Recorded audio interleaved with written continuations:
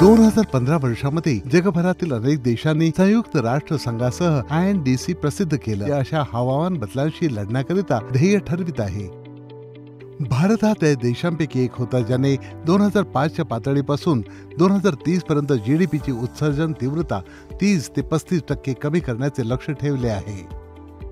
लक्ष्य साध्य करण्याची पूर्ण जबाबदारी घेत सरकारने हवामान बदलावरील राष्ट्रीय कृती आराखड्याअंतर्गत national mission for enhance energy efficiency सारख्या विविध मोहिमा सुरू केल्या आहेत. यामध्ये काही उपक्रमांचा समावेश आहे. उदाहरणार्थ, हवामान बदलावरील राष्ट्रीय कृती आराखड्यामध्ये national mission for advance energy efficiency म्हणजे पॅट म्हणजे यांची कामगिरी, उपलब्धी आणि व्यापार यांचा समावेश केला आहे. पॅट ही एक नियामक यंत्रणा आहे जिथे ES ग्राहकांना दिले जातात, जे विशिष्ट ऊर्जा वापराचे लक्ष्य पूर्ण करण्याकरिता अधिक साध्य करतात आणि नंतर साध्य अंतर्गत एकत्र व्यवसाय करता येतो. वस्त्रोद्योग क्षेत्र उत्पादन क्षेत्रामध्ये 10% योगदान देते. तसेच भारत ऊर्जेच्या संसाधनांचा प्रखर वापर करत आहे. याची ऊर्जा वापराची मर्यादा प्रतिवर्ष 3000 मेट्रिक टन तेल GDPच्या 2% आणि देशाच्या निर्यात उत्पन्नाच्या 13% इतकी आहे. Textile sector has a huge contribution in the economy. पॅट योजनेअंतर्गत वस्त्रोद्योग हे अर्थव्यवस्थेचे मोठे योगदान आहे.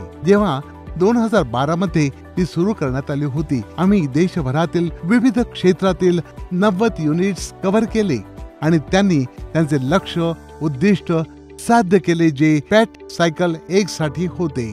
श्रीराम रेयॉन्स हे वस्त्रोद्योग क्षेत्रातील प्रमुख उद्योगांपैकी एक असल्याने ऊर्जेच्या सघन वापराच्या पद्धतीचे कारण आहे, कारण ते हाय स्पीड वाहनांकरिता रेयॉन टायर यान आणि बुडवलेले फॅब्रिक तयार करते.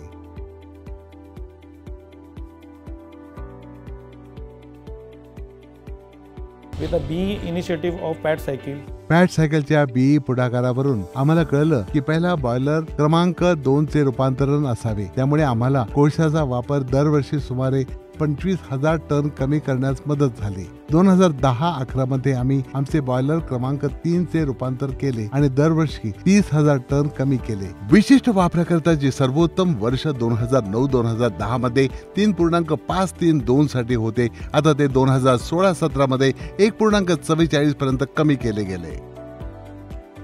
श्रीराम रेयॉन यांनी यश मिळवलं. निर्धारित ऊर्जा व्यय करण्याचे 1.906 TOE प्रति टन उत्पादन दर प्राप्त करून. We have a future plan to reduce our energy consumption.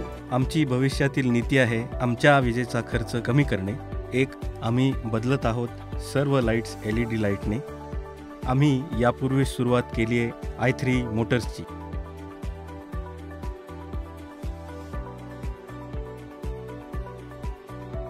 Arvind limited Ahmedabad मध्ये स्थापन झालेली एक अग्रगण्य कापड उत्पादक company bureau of energy efficiency बरोबर पॅट योजनेअंतर्गत सर्व स्तरांवर सुधारणा करण्यासाठी कार्यरत आहे.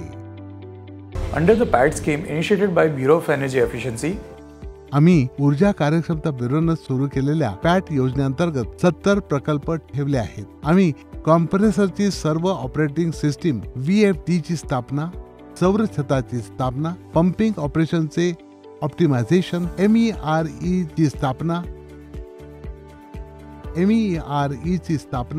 MEE च्या बदलाकरिता मोठ्या प्रमाणावर लघु प्रकल्पांमध्ये केलेले आहे आणि आम्ही विशिष्ट ऊर्जेमध्ये सुमारे 35% कपात केली आहे.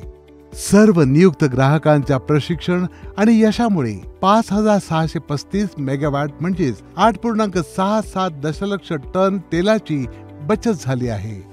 भारताच्या एकूण प्राथमिक ऊर्जा पुरवठ्याच्या 1.25% उत्सर्जन कमी, 100 दशलक्ष टन कार्बन डायऑक्साईड भारताच्या एकूण उत्सर्जनाच्या 1.93% कमी झालेला आहे.